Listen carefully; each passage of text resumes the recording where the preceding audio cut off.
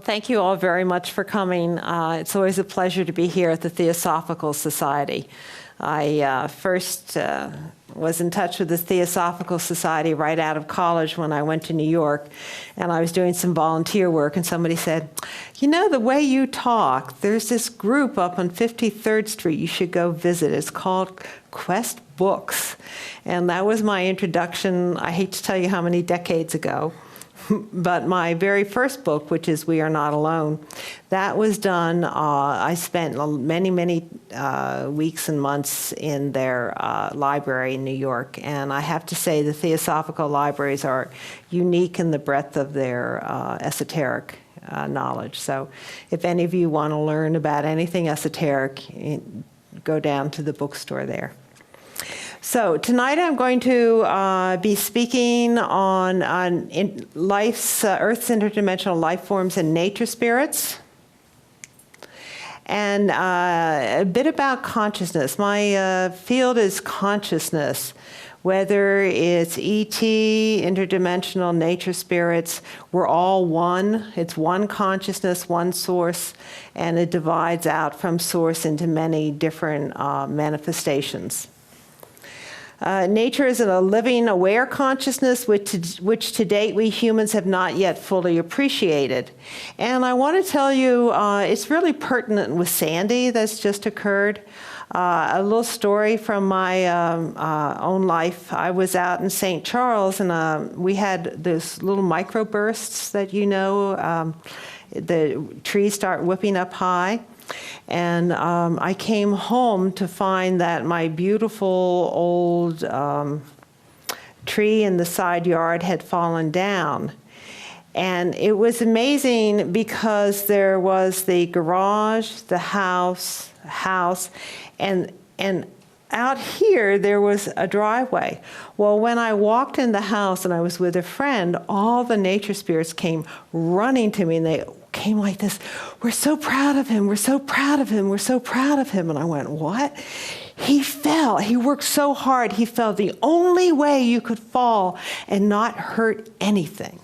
So it was like, wow, that's amazing. So that tree had gone and it had turned around like this and fallen like that.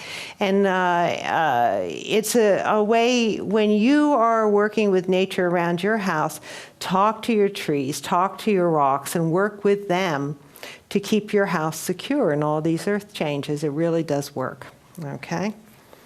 So nature is self-offering and self-sacrifice for us. Nature is the base upon which all other life grows, all the rocks and the trees and the water.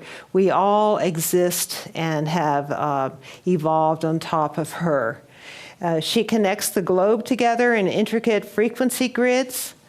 They have an organizational hierarchy, and they have its stars and its ordinary folks. And I'm going to show you throughout this lecture all of these various themes. And the details is taking place tonight at the Theosophical Society on our Thursday night lecture. We have an all-day workshop on Saturday where I'm going to go into more depths on how you actually work with cameras. I'll have a crib sheet for you, how to use a camera to take a photograph, what you need to know, what you don't need to know, and then in the what's a real photograph and what's a fake photograph. And in the afternoon, I'm going to take you out around the Theosophical Society. And that's really amazing. Boy, do they have some amazing, amazing nature spirits, this place, very high spiritual life forms. So I'm the president of Crystal Life, and we all got this nicely reviewed with John. So here we go. Now, it's said by the Druids that trees touch the three worlds. Trees and rocks are interdimensional conduits of energy.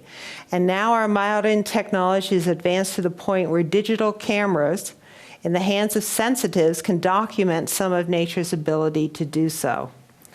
So as I was mentioning to you folks before we started, some of us have always been able to talk to trees and plants and fairies. And in the old days, they used to think something was off. But now we have digital cameras and we can take photographs of them because the cameras interact, part of quantum physics. They interact with our field, they interact with the nature, and we can actually show that these life forms are real and that they are conscious. So that's become pretty much a focus of my work, is being able to help you to see this is real and help you connect. The first thing we need to do, and this is understand the situation, our options. Seeing is believing for some, and for others it's knowing, feeling, and hearing and understanding. So people often say to me, well, they go out, I don't see a thing. I can't see a thing. And then I say, well, how are you experiencing it? Well, I hear them talk to me, or I see lights, or I can feel them around. It's like a shiver going up. Or I just know they're there. Now, all of those are bona fide interdimensional ways that you experience consciousness. And each of us has evolved certain capacities more than others. As you get more and more into the field, then you start rounding out. But your entryway is going to be into one way that's particularly predominant for you because of your own soul's evolution. So go with it and don't be proud and say, all right, I can hear, I can feel, I know, all right? That's, other people can't. Trees and rocks, spirits hold space. They offer themselves as a base material to create shelters. They shelter other energies, and they are selfless and never complaining when they do so. So here we are, self-offering right from the caveman age, right? We used a rock and a stone and a bit of rawhide from an animal, and we made axes. And now what do we do when we have a place of government or a place of judgment? We use marble. Marble is known as a grounding stone. It's a place where judgment is. It's clear. It conducts energy, and it grounds it. So all of the stones, all of the trees, they hold a particular consciousness on Earth. And when you get to know them and you get to know their qualities, then if you need something, like you need help being, you want to be a lawyer and you need help having that kind of energy, then you keep a piece of marble in your pocket. You can go buy an oak tree. You can go sit at the foot of an oak tree. The oak tree are the granddaddies, the great wise ones.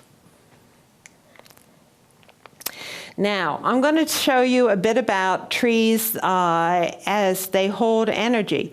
Trees and rocks, some of them have no interest whatsoever in manifesting other than being a tree. Some of them hold energy, and they stand as a nodal point in a whole Earth grid. Our world looks solid, but it's not. It's a series of energy fields that build upon each other, and it's the amount of energy fields that combine and layer that gives the look of solidity. But if you want, you can go in, you can zero in on one of those planes, connect to that energy, and then you have that benefit of it from around the whole Earth. That sounds interesting. What do people do when they focus on Jesus? Or Madame Blavatsky, or Buddha? They're connecting to a specific frequency that they can connect that circles the Earth, and they draw sustenance from it. Well, this also holds for the rocks and the trees, and I'm going to be showing you some places where you've seen those maps of the globe with these lines of energy. It creates a nodal point and it goes out. Well, that's the way that energy works around. It's all these grids. At nodal points, they'll put a tree or a rock might be there holding that grid for that area. So if you have one of these in your yard or you go someplace, it makes it easier for you to connect to those energies. Now here, this is over at Leroy Oaks. And this is a group of young people with their mother from our group called Blue Papaya. And Blue Papaya is a group for youth with advanced perception, where we do outings with them so that they can be proud of their capacity to see and feel in ways others can't, instead of trying to hide it, to, so-called dumb down. So in this case, these are two trees that have been hit by lightning. Now, whenever a tree is hit by lightning, that becomes a transformation tree that holds inside itself the ability to help you when you're going through issues of transformation.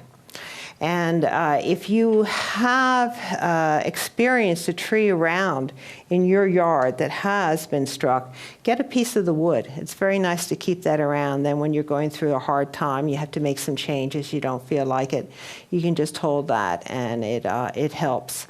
So these two trees are next to each other, and when you walk through it, it creates like, it's a frequency web. The energy of the two trees cross, and people who go through can feel the clearing. And what we do is we take the whole group out there and we watch as people go through. And some people, when they go through, they fade. The light fades. Some people, when they go through, the light gets brighter. Some people become small. Some people become large. Because how you yourself interact with nature affects the experience of that frequency. It's all around us, just waiting for us to use. Here's a place, I love this place. This is also at Leroy Oaks. And these are energy clearing. Now, I'm a tree person, and I've traveled pretty much the whole world over my life. I've been fortunate to do a lot of travel.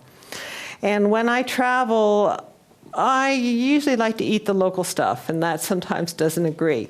So I learned that if I have a little upset in the stomach, I can go to a local tree. I'll put my hands on it, and I'll ask the tree to please run its local energy through me and clear me. And then that clears my digestive issues, and I'm fine again. And that worked great everywhere except in Kyoto. And in Kyoto, I was in the Emperor's Garden, and they had this beautiful stand of pine trees there. And I'd eaten a little something, so I went in and I put my hand on the trunk of a tree, and I heard, "Who are you, and what do you want?" So it was the first time I'd ever heard a royal snob. So I went like, "Oh." And I said, "Oh, please, I really don't feel well. Could you just help me?" And then there was this long pause. "Well, all right, but don't come back." So I went, "Okay," so I put my hands on the tree, and they were very kind. They ran their energy through, and I was cleared. Now, in the nature world, one of the rules of the nature world is saying thank you and being grateful. It's how some people get the leprechaun's pot of gold. They get the leprechaun indebted to them, and the leprechaun asks, "What do they want?" And they say, "A pot of gold." Well, in this case, I really had been taught by my mentors, by the Melchizedeks, that always to say thank you. That's only polite and be respectful. So after 3 days, I said, I just got to go back and just at least say thank you. So I went back and I walked in the grove, and it was, "We told you not to come back." And I went like, "Okay, I just wanted to say thank you, bye." So, as soon as you get in this, you start to be able to experience the life form, and you communicate through the heart. Everything's done through the heart. The heart is the universal translator, and you can understand whatever dimension it is that you can communicate through there. Now, here, I'd had a really bad week at the store, and I was like, go out. So I went out to the trees, and I went to put my hand on the trees, and the trees, then they said, "Oh, we're so sorry, we can't help you." And I went, "What? You're so full of stress that we can't even get through you." And I went like, "Oh, what do I do now?" And they said, well, if you just turn around, there's a solution. So this is when I learned about sump holes in the Midwest, and our low aquifer here are very close to the earth. Has all these wonderful sump holes. Don't get rid of them in the backyard. Great for dropping negative energy. So that's 3 different frequencies next to 3 pine trees. So they said, stand in the sump hole and take all your stress and release it. So I stood there, and it went, and it took all of this stress and it pulled it down into the earth. And then when I'd released it all, then it said, now go back to the tree. So I went back and put my hands there, and it flowed through. So if you have a sump hole or a place in your yard where nothing grows, right? That's a negative frequency area. You want to make use of that. Stand there, and it feeds on negative energy as versus the positive energy of the rest of your yard. And you help to keep it clear by giving it negative energy that you want to get rid of and it wants. So it's a symbiotic relationship, So make use of that in your yard.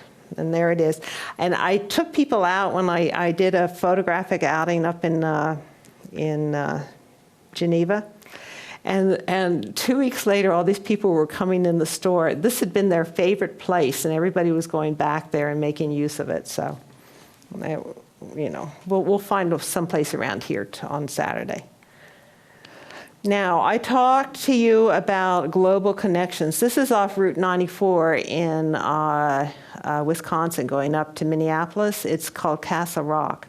Well, I drove by there. Thousands of people drive by there every day. And I went, dang, that's Chichen Itza.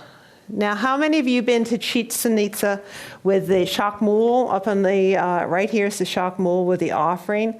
Man, a Mexican hat right here, back facing each other. And that is a nodal point where the energy from Chichen Itza comes like this, grounds here, and then it's going to loop up and it's going to ground someplace else, and you'll find something there. I've seen a Mayan head up in the Rocky Mountains. So it goes around the earth and it keeps that frequency intact. So if you have any images like at the Theosophical Society, when we go out on Saturday, there's some really cool Tibetan Buddhist faces and trees. I haven't seen that anywhere else, and I'm going, I really like Dwakul. He's, big with the Theosophical Society. I went like, okay, that's my man. He's there, he's got a grounded, the Tibetan Buddhist in there, so. Now, this idea of this universal grid, you can see, and the communication with other consciousness, you can see in this art. All I've done is say, all right, the new digital cameras can take a photograph of it too. So I'm sure we all know Alex Gray, theosophist around here. He does these wonderful energy grids of the planet and of people. So here is a figure in meditation on top of the grids that cover the earth, and you can see that. And then down below is Bev Doolittle, and I like her work very much. She does the spirit that's behind the human energy. And here it is, some Indians, and then the wolf spirit that's behind them. So that's what we photograph. That's what I like to photograph and get it so clear that nobody can counter. So here's Ape Energy. And this is, I call it Planet of the Apes, because here's the ape, here's a big gorilla face, and here's the dumb human. So, and this is in Central Park. And I used to work at the United Nations, and I lived in New York, and I was vice president of the Transformation Society there, the staff group. And we, one time, this gentleman came and took us to Central Park because he wanted to help the poor fairies there. They were so, lacking in energy because they were in the middle of the city. And I didn't experience that, but I didn't know enough. So now I do. So I went back to visit, And I went to Central Park, and I went like, dang, these things are super, because they're taking care. They explain, we're not weak. We take care of the whole city. We have to be really, really strong to take care of everyone. So this is in Central Park, and I was just walking. When you go out in nature,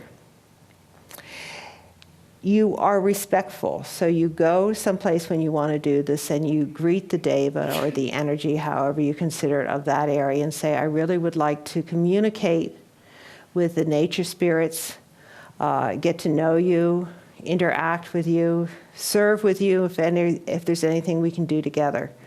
And then after that, you feel the nature deva greet you back. And then as you go along, you listen, or you keep your senses open, because you're going to hear or feel a magnetic draw someplace, maybe a little off the beaten track, maybe through some brush. But if you follow that and you get there, then you're going to find something really fascinating. Now, sometimes when I go there, it's like, what? You know, you dragged me all the way over here to see this tree, there's nothing there. And so, you know, you have to have a little. So then they just say, all right, my team says, all right, just be quiet. And now just shift your consciousness. Identify with the tree. Identify with the rock. Because I might be looking at the rock this way. All right, if you look at it as frequencies come in different degrees. So I might be looking at the frequency here, and the story might be here. So when you get out and you stand still and you start, it's like a body dowsing. And you start, where's the story? Where's the story? Where's the story? Right there. And then all of a sudden, out of this tree or this rock that looks so plain, you see clear as day a green man or a tree spirit or a rock spirit, and you're going like, how in the world could anybody not see this? And I never realize until I take people out, and they go, some people will say, don't see anything. And it's like I always say, some people can see psychically, some people can't. You could have a whole room full of people, and I say, all right, we're going to work with the angels. And the angel comes and stands right in front of you. There's an angel when I said that. Now, everybody else could see the angel, but if one person says, I don't see an angel, I refuse to see an angel, even if it's there and they're tapping the person on the shoulder, you will not see it. So you have to give yourself permission first to see it. And then you have to be adaptable. A good thing is to be adaptable. Helps if you're a Libra. I'm a Libra. I can go this way or that way, whatever. All right. Now, here's another grid. This is Reptilian Energy. This is a Native American shrine. It's a rock here. Here's the eye. Here's the mouth. No eye over there. So very often when I have a lot of Native American incarnations, so very often when I go for a walk someplace new, the Native American energies will ask me to clean up a shrine and, put things back to right. It's a service I do. And many of the shrines for the native the altars have a snake energy, or at least the ones I'm called to. Somebody else might get something else. But one thing that always puzzled me, and I said, dang, can't you guys get it right? You got an eye, you got a mouth, where's the other eye? If you go to all this trouble, get the other eye. So I was up at the Dowsers, and I was talking to this friend of mine, and he's Native American, and I was telling him the story, and he says, no, you don't get it. That's a spirit rock. The Native Americans know that the one eye is looking down to take our prayer, and the other eye is missing because that's up in heaven taking the prayer up to the spirits. So now I know whenever I see one with a very conscious eye and a very conscious non-eye, that's a spirit rock or a spirit tree. That's extra special. That's a special one. So in this case, it was doing just what it's supposed to be. It's an altar. It's taking prayers up to the spirits. And this is in Estes Park in Colorado, down by the river. Now, that's a wonderful, wonderful goose, and that's here at a local park. There's something, when you're out looking in nature and you're out looking at rocks and trees, they have a distinct personality. The Devas have a personality, and the energies have a personality.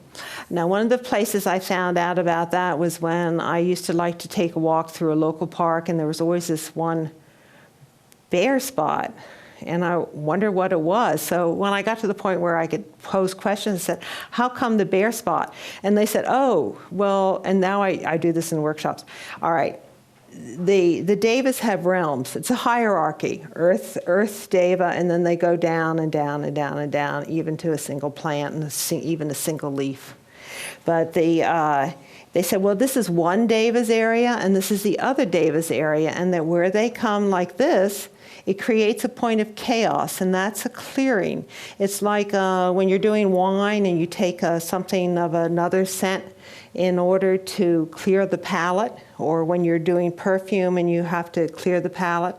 It's the same thing here. They're clearing the palate as you go from one domain to the other.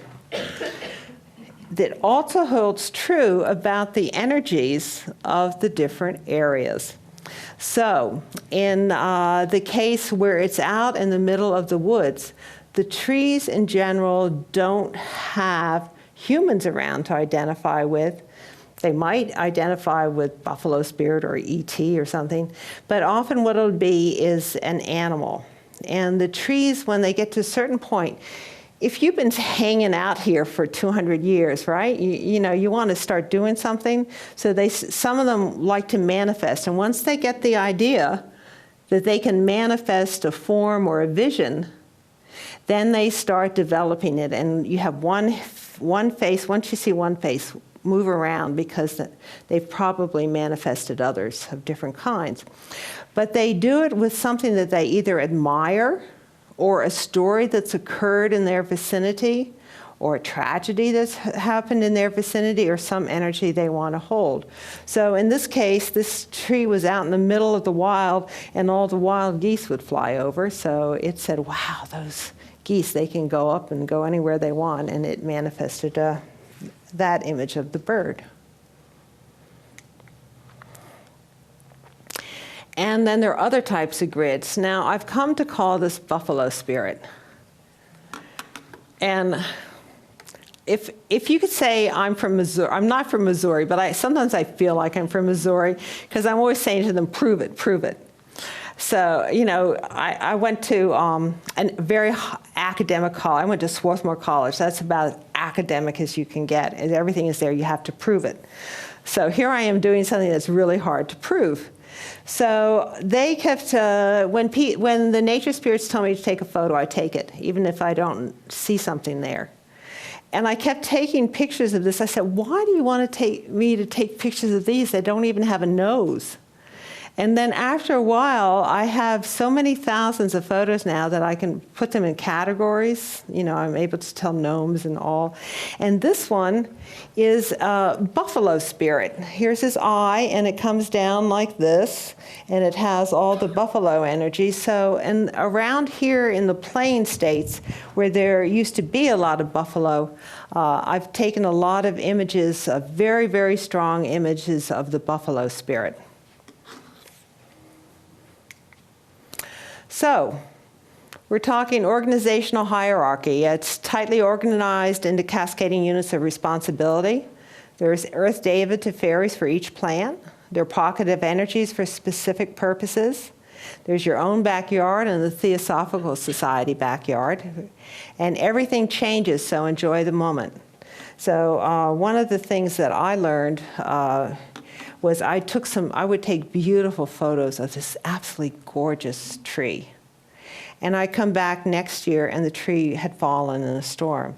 And at first my heart would break and I go like, oh. But the nature spirits explained, no, life changes, things change, buildings are built, things are torn down. Nature adapts. That's how we survive over the millennia. We adapt and we move around. And very often what happens is that when a tree reaches its full maturity and is about to pass into spirit, it reaches out. It has so much, hundreds of years and hundreds of experiences it wants to share with a human. And if you happen to be that human that comes, it wants to offer to you. A friend of mine, Damaris Drury, who's a toner, she tones. And she was telling me this happened to her. She's out of Tucson, Arizona. And the saguaro, those huge cacti, they connect. She hears them because she's a singer. She hears them singing to themselves across these vast, vast, vast distances. And one time she was out and one of the saguaro connected and asked her to please stay with it for a while. And it had so much it wanted to communicate with her. And she came back several times, and then she traveled. And when she came back, she found it had blown over in a storm. But so she felt very strongly it had reached out to her at the end of its life to impart its knowledge. And it imparted to her the song of the saguaro and how to connect. So there's much you can learn from our friends, the rocks and trees. Nature spirits are a highly organized dimension, and it's a hierarchical structure in which different types of spirits have responsibilities for different aspects of the work.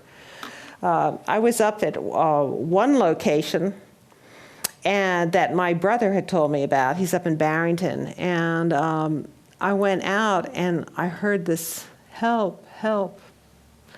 And I looked around and I saw this tree that had fallen over, and tangled up in the roots there was a fairy.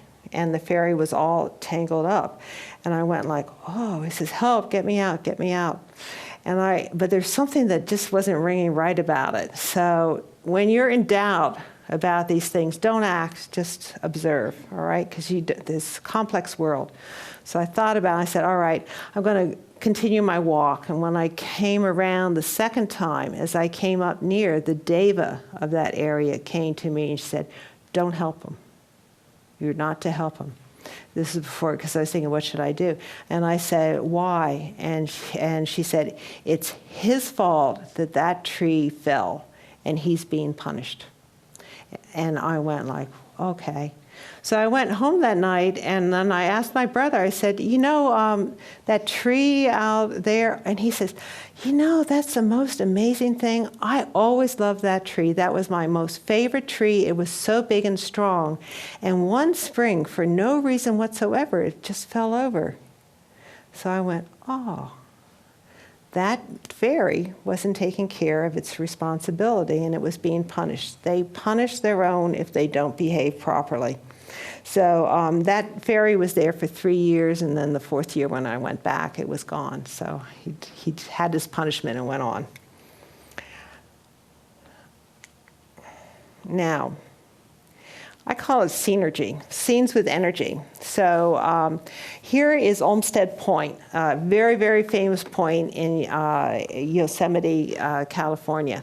And I was sitting there, and so the nature spirit said, well, what do you see? And I said, it's beautiful. No, what do you see? Beautiful. No, look. It's a Buddha figure up here across. This thing is vast.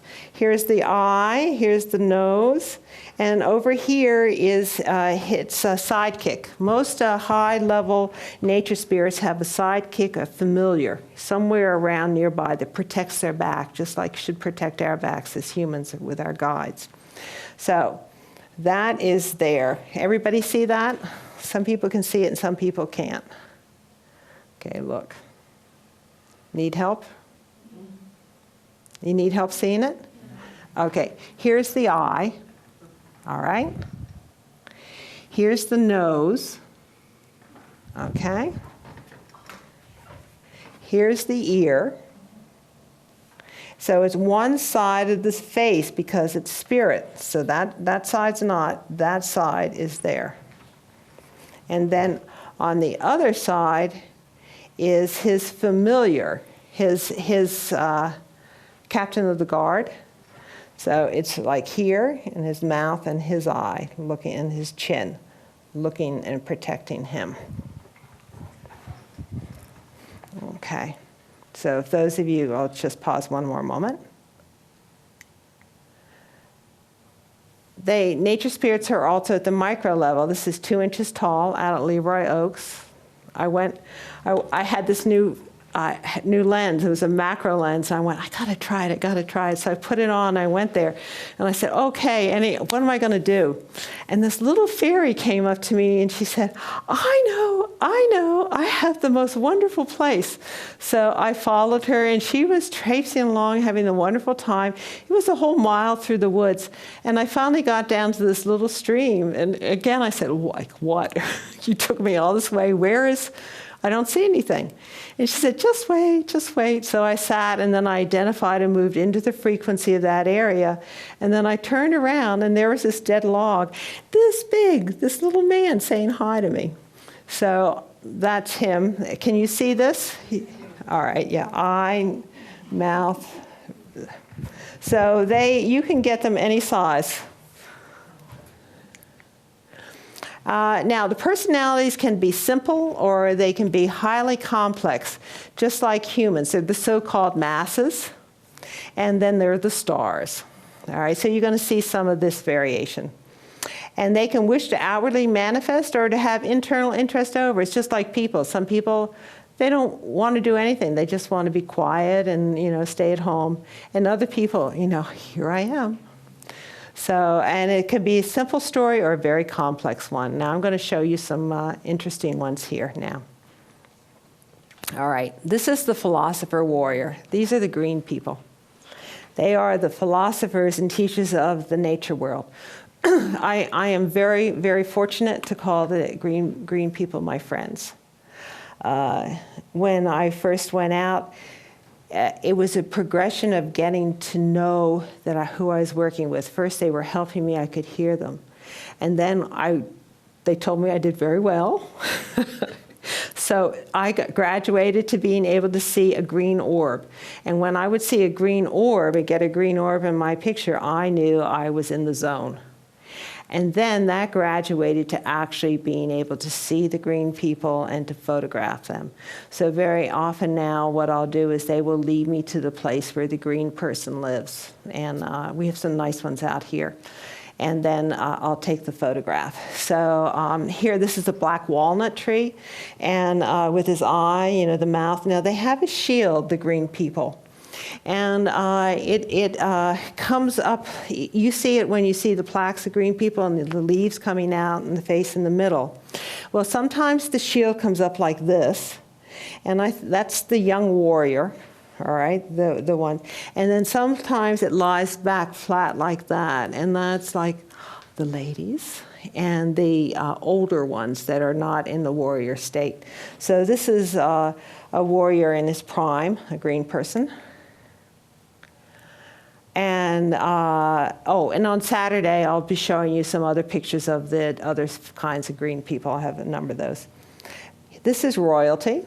This is in a Fremont maple up in New Hampshire, my very favorite place. I always, since I was a child, we have a family home there, loved this yard.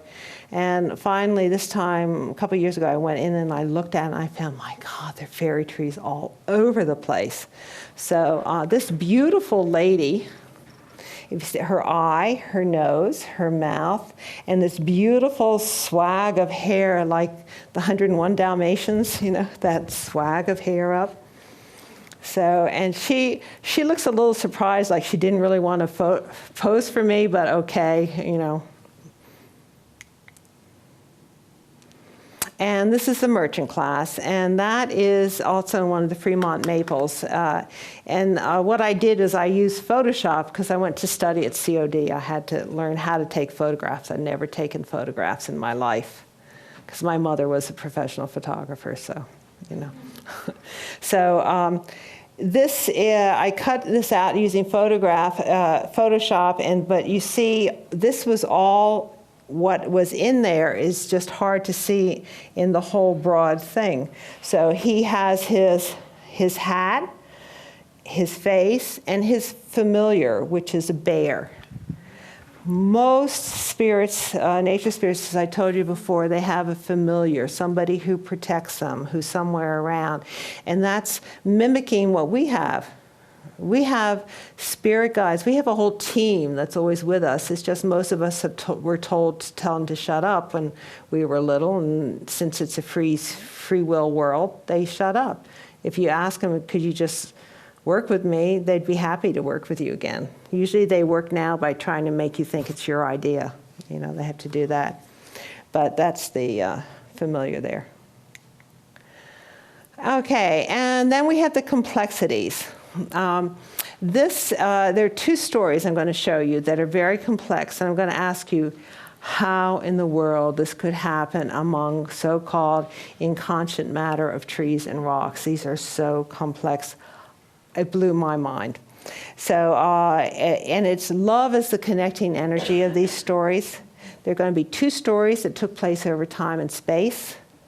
The first is the Elfin Lover, the lost love. It's a soap opera over 50 feet of huge Lyngby rock down south. And the other is the Balsam and the Birch, and that's the steadfastness of love. It's a drama.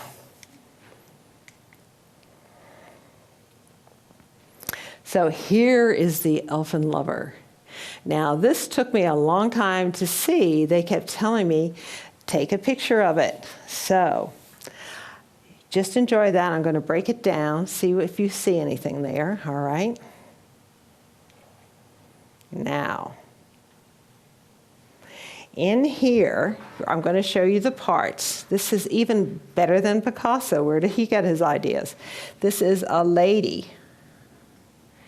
And if you look at it full face, it's a young lady. If you look at it side face, it's an old crone with a haggard tooth. She has her hand, and it's going up here with a dream of her lost love. And this is a very handsome young elf, bare back, bare tush, his leg. And up here, there's a balloon going up to a picture of the elf with his nose, his face, his smile, his shaggy hair, his hat. And we see that what he did, he forsook her for the spiritual life. Because here's a little balloon going up, and that is the snake head that you see around the Buddha, all right, when those images of the Buddha. Now, let me break it down for you.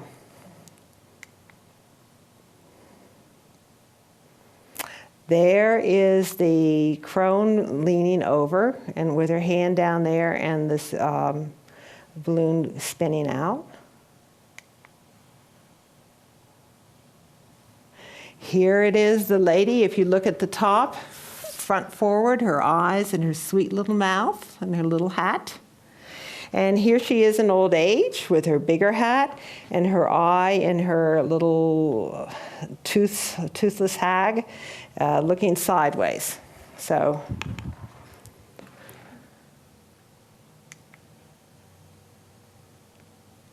and here is the elf, and here is his back, nice broad back, nice tight buttocks, nice little leg there. And here's his face up here. You can see that, and you can see his the Buddha snake up there. And then I'll show you how it looks all together.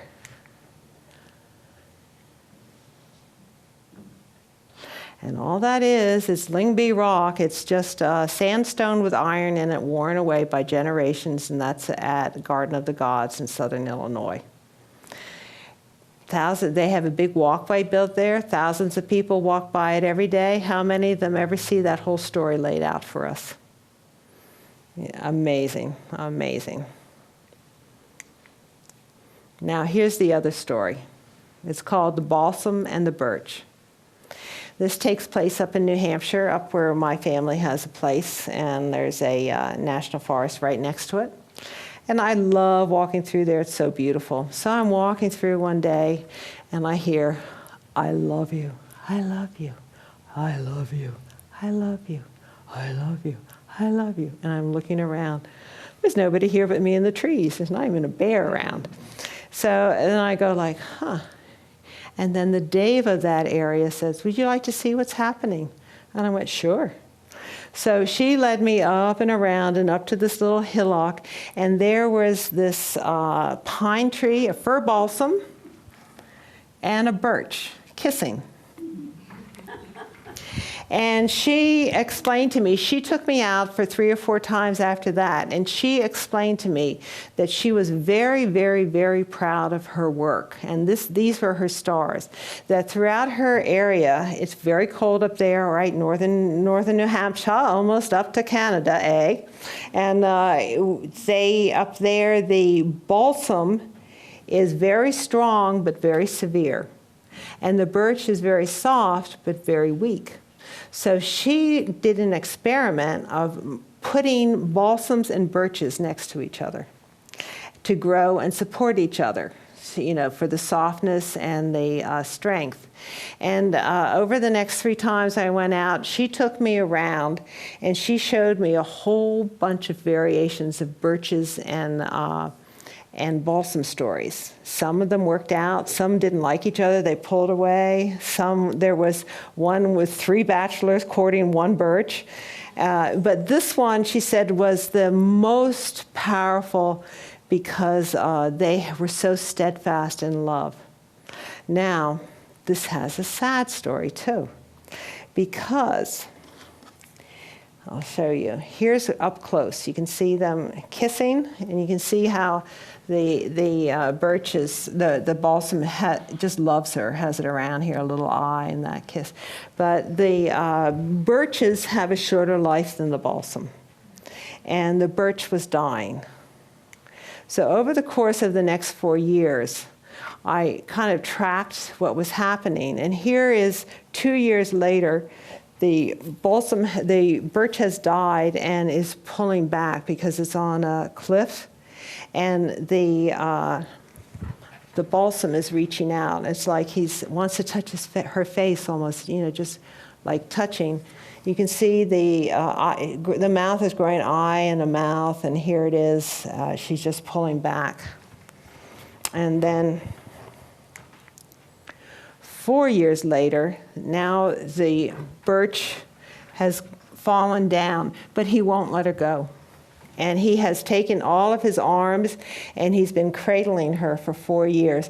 So if you, down in here, his branch is all the way around like this, holding her, and around here and holding her. And here his own life force energy here has come forward even more prominently, which you can, so here it is up closer, and you can see his face and his arms reaching out. And here it is very close with his face, and the other part where he's cradling her. So, and there we are back to their love. So I keep hoping it's like one of those fairy tales, where the next time they're incarnated as lovers and they can be happy forever after. But that's that story. One of my favorites. They're really lovely. Now, so what can you experience now? All right, earth energy nodal points that the tree rock is anchoring. We showed earth energy grids that the tree rock is a part of. They're record keepers. They record events that have occurred near the rock. The spirit of the tree's inherent energy, and that I've had the spirit of the tree can step out and talk to you and manifest. Fairies can live in the tree. Sometimes the tree will die, but the fairies stay there until it can transfer that energy to another one. A whole bunch of stories I'll tell you on Saturday more. There are nature spirits who live in there, and according the many ways energy fields interact with each other. And why should we care? Nature spirits care for the health of the land. Nature spirits are gentle folks, and when they withdraw because of abuse of land, all life forms suffer. And we can acknowledge these intelligent, responsible beings and learn to work with them. So I invite you, these are my findings to date. I'm just new at this. I've learned a lot. I have so much more. Every time I go out, I learn more, and I would love to show you folks on Saturday how to do this for yourself. The more of you who know how to do it, the stronger our Earth becomes. And here are some images from Theosophical Society. And they have a lot of pan energies here. So here is a pan right down here with an owl guardian up there. It's hard. I just took these yesterday, so I kind of dropped them in real quick. They have a lot of pan here, a lot of owl, which makes sense. Theosophical Society is wise. And here is a stone. And when you take it, I knew there was an energy there. You take the photo, and you'll see in the photo things you couldn't see in person. These colors didn't come out right. But this rock, which is right out there, is dark here, and then the eye, and then the mouth. And it's just sitting in one of the gardens. And finally, that is the wonderful spirit that stands at the gateway to my family's property and protects us. A spirit one, beautiful pine tree, bull pine, lovely face, and his spirit guide up there. So that brings me to the end of a discussion of nature spirits and how you can work with nature spirits. And now I'd like to have questions from you and see if I can answer any of your questions. So who has a question? Yeah. Please wait for the microphone so we can record the question as well as the answer. Thank you.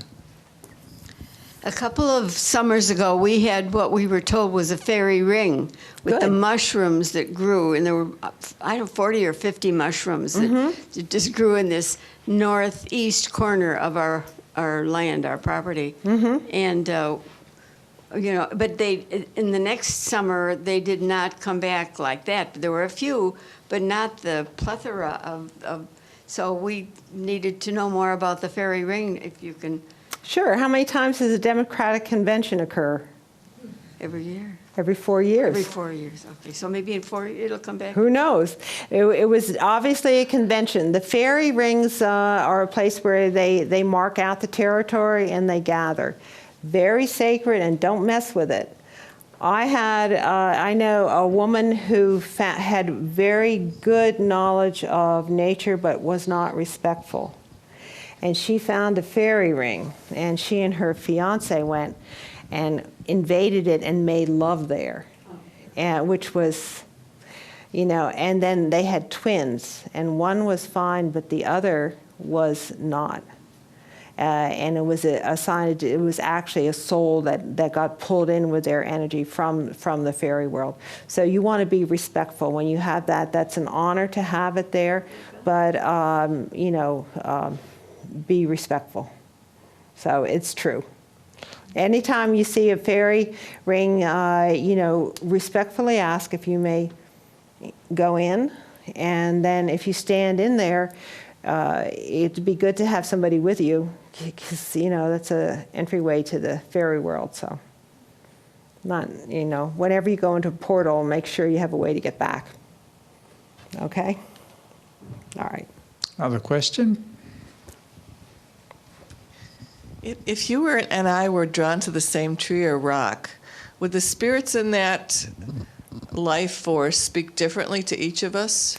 Yeah, that's a crib question. Have you been with me in some of my outings where we've done that? No.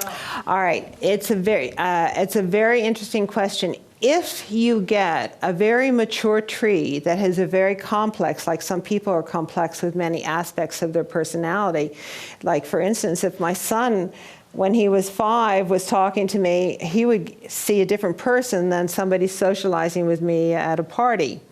And it's the same thing when you go to a tree. What frequency are you connecting to? And you will see different things. And you will even take a photograph. When you take a photograph, and you will see one thing, but you could show it to a friend, and they will see something else because they're identifying with a different frequency that's in there. So yes, but sometimes the energies are so pronounced that everybody sees the same thing. Often when I'm showing photographs and I'm showing, I say, isn't this a beautiful bear? And somebody says, I don't see that, but I do see the wolf. And I'm going like, what? You know, because my totem's bear. Their totem might be wolf. So yeah, you will see. And that's always fun. And then we always go and we take photos of the same tree and see how many things. I love bear. I have one saying, I took it a bear. One of my staff members loves wolf. She shot it from the other angle and she got a wolf. I went, dang, I never saw that. Okay. Next question.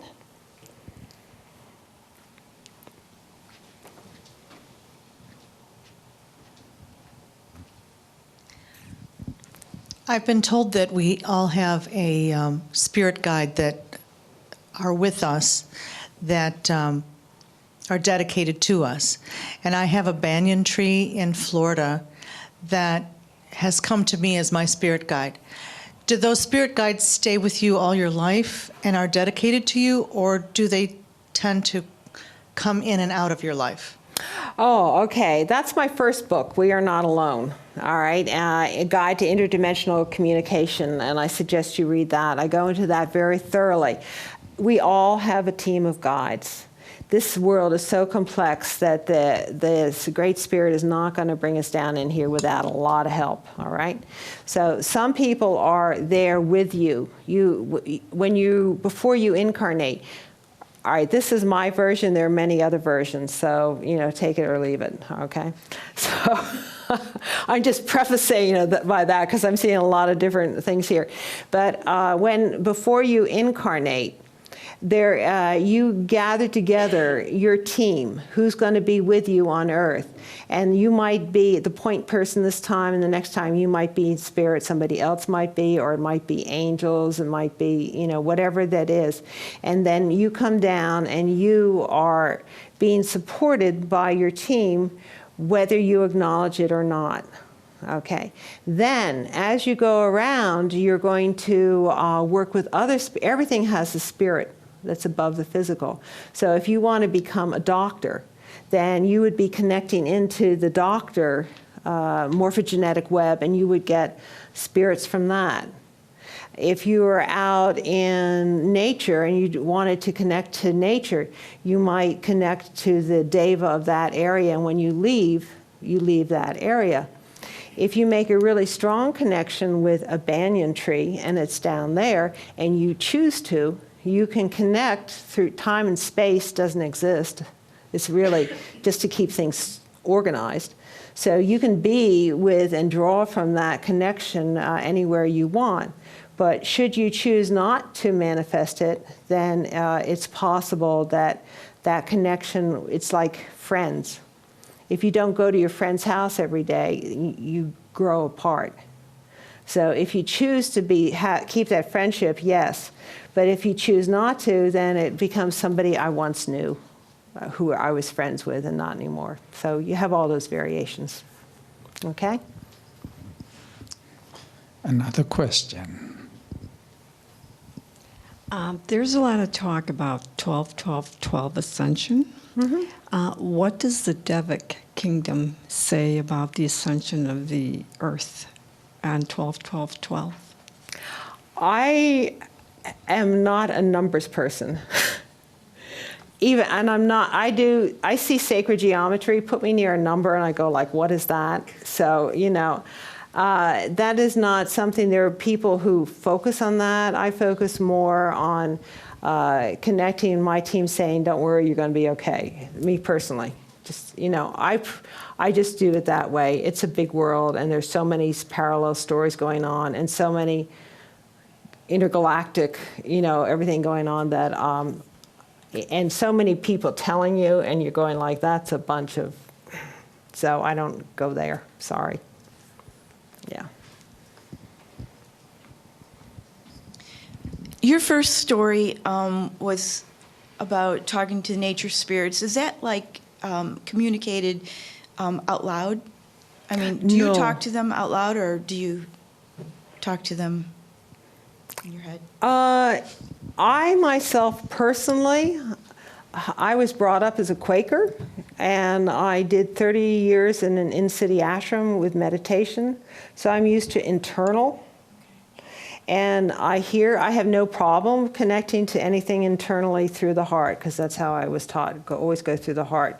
So as soon as you're in there, and I often have pondered it myself, I have to explore it more, I can very clearly understand anything. I don't care if it's an ET, I don't care if it's a tree or somebody's soul, somebody's guides, but when you go through the heart, you can understand any language in any dimension, and that's how I do it. Mm-hmm.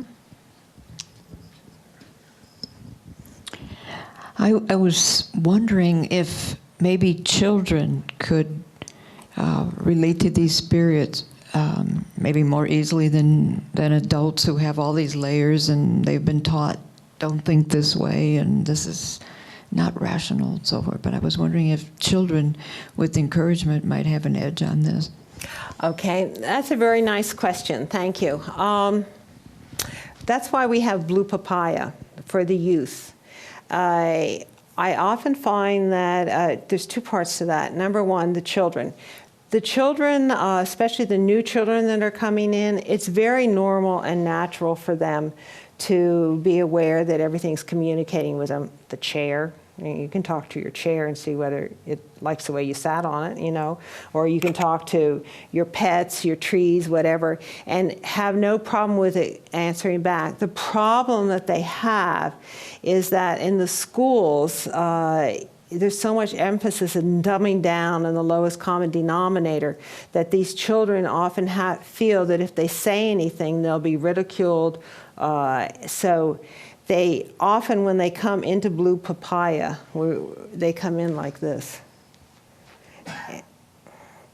And then the first thing we do is try to help them open up, because they meet all these other young people who can hear and see. This group will get together and they will say, oh, look, there's a fairy over there. All right, and then they'll discuss what it's like.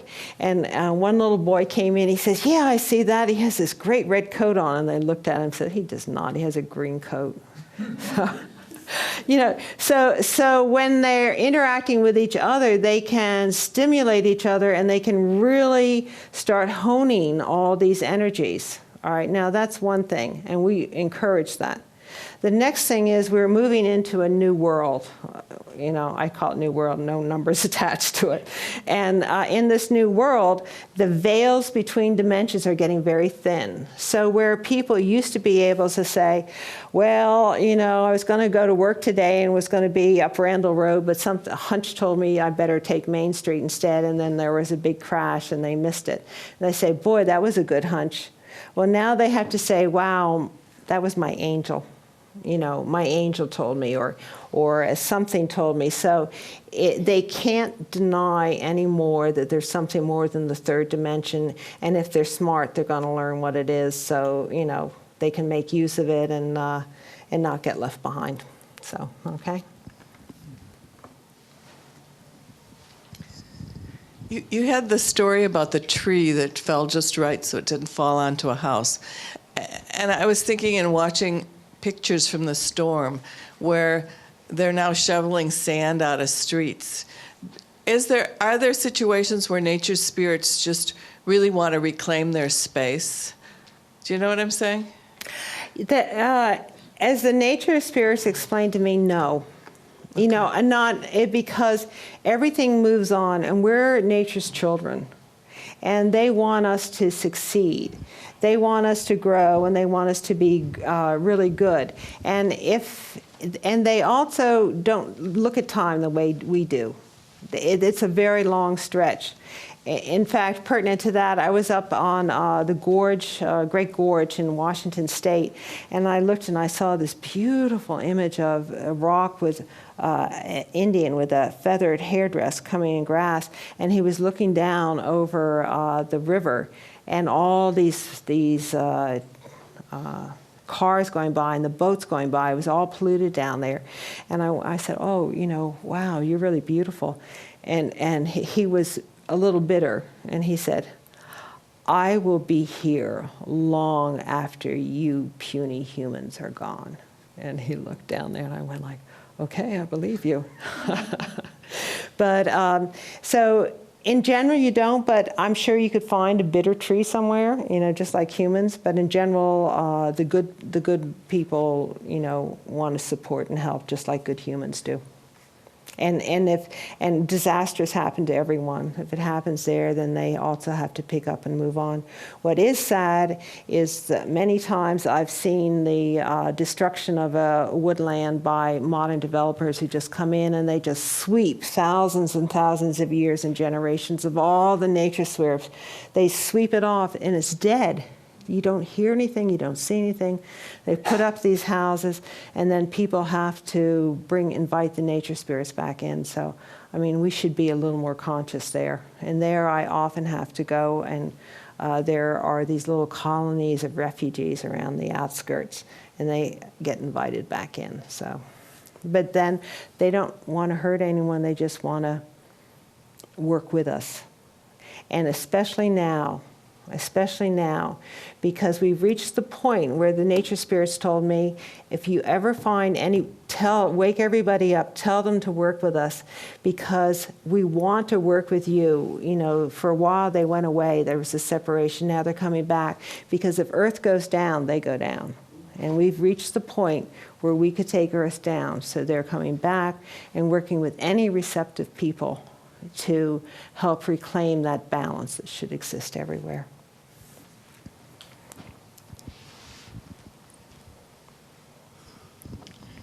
My question is about fracking. I sent, money to about 4 or 5 different organizations, and 4 of them have talked, and I just almost could cry about what's happening with the fracking, where they pump the water and the chemicals down 8,000 feet, and the earth is trembling. There could be more seismic activity, and the chemicals that are in it are polluting the water table.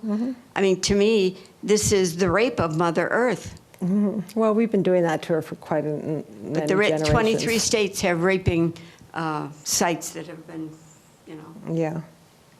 It is. It's we all have to just be more responsible. And it's like we can focus on the negative or we can focus on the positive. So I'd rather focus on finding ways to sustain Earth and build it up, become that 10% that makes the difference in the, field of all the Earth. So, okay. I was wondering if flowers have auras, because I work a lot with plants, and I have intentionally asked to see, and holding flowers, I've seen colors around the petals, just like vibrating and throbbing. So they have auras sort of like humans? Well, now, what did you just say? We have to believe when we see, we ask, this is the standard thing, in prayer you ask, meditation is listening, reflection is listening. You asked, it showed you that's the colors of the plant. You've been gifted with that. So it helps when you're gifted to accept the gift and to acknowledge it. Because it's like if you go and say, hi, let's be friends, and you had been saying, let's be friends, and I went to you and said, let's be friends, and then you go like, oh no. And then, you can only go back so many times before the force says, well, I guess they just really don't want to receive me, and then they move back, and then you have to coax them out more. So the best thing is, as soon as you have any experience, is you want to accept it, at least initially, and say, all right, this is interesting, my favorite. That's interesting. So you say, that's interesting. Let's see, what can I do to prove if I see this energy and feel this energy? And then you work with that. You say, let me imagine that if I actually were going to see it, what would be a proof that I could see it. And then you're working with the nature spirit, and they're responding back, and they're saying, well, then you would see this same color on all, dandelions heads or something. It would be there. And then you say, all right, well, then for 1 week, this is what I always say. I would say, for 1 week, I'm going to step across this line, and I'm going to say, okay, I believe you. Let's try it out and test it. But I reserve the right at the end of the week to step back over that line and say that that's not right. So then they know they have 1 week to prove to you. You know you have 1 week in which you're willing to be open. I have never stepped back across that line. I went down that rabbit hole and I never came up. So, so that's what you want to do. Prove it to yourself. Always prove. Don't believe. But you have to think in their terms. If you're going to ask an artist to prove they can draw, that's not the same thing as asking a physicist if it can do prove E equals mc squared, right? You're not going to ask a physicist to draw you a picture of a tree to prove that he can do math, and you're not going to ask an artist to do an equation to prove it. So you have to use the framework and the reference, that morphogenetic field of that object that you want to communicate with. Any other questions? One more question in the back. Hi. I'm not sure exactly how to ask this, but you mentioned a tree that fell down, and the fairy, head honcho in that area said that the one in charge of that tree hadn't done its work properly, and that's why the tree fell down. And I'm just curious what you know about. I mean, I can guess, I could surmise what that work is, but what you could say about what that work is that these spirits would do in terms of taking care of a tree or something like that. Okay. That's not a field that I've particularly delved into. As I understand it, just generally, and somebody who's really interested in that could study it, and that would be a good study for you. Go out and start learning that. But it's a hierarchy, and the fairies for the flower and for the tree, they're responsible for that flower and that tree. They live and die with that. So if you cut that, you end the life of that fairy, as versus the ones who are deva for a realm, and they can transfer, an overlighting David. They can transfer around and they can move beings back and forth. So there was a fairy who was responsible to keep that tree healthy. That means seeing if something was coming around and creating an energy field around it, whatever they do. And instead of doing that, the problems with fairies is that they're a little frivolous, and they're the higher ups have to be a little strict with them, because they can tend to want to play games and jokes instead of doing their responsibility. And the only way they keep order in a domain is if you don't do your responsibility, you get punished. So that fairy didn't do it, and it was being punished for itself, and as an example to the other ones that they better toe the line. So,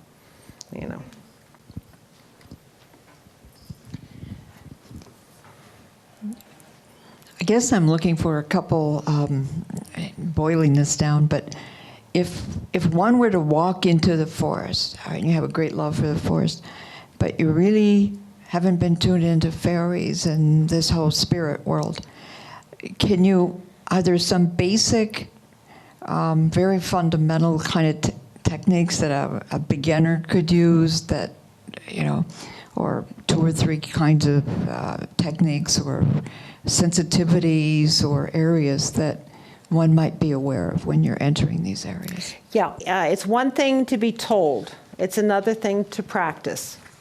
And you have to get out and do hands-on. And when any kind of energy work, how you learn is identification. It's an identification. Oh, this is how she does it.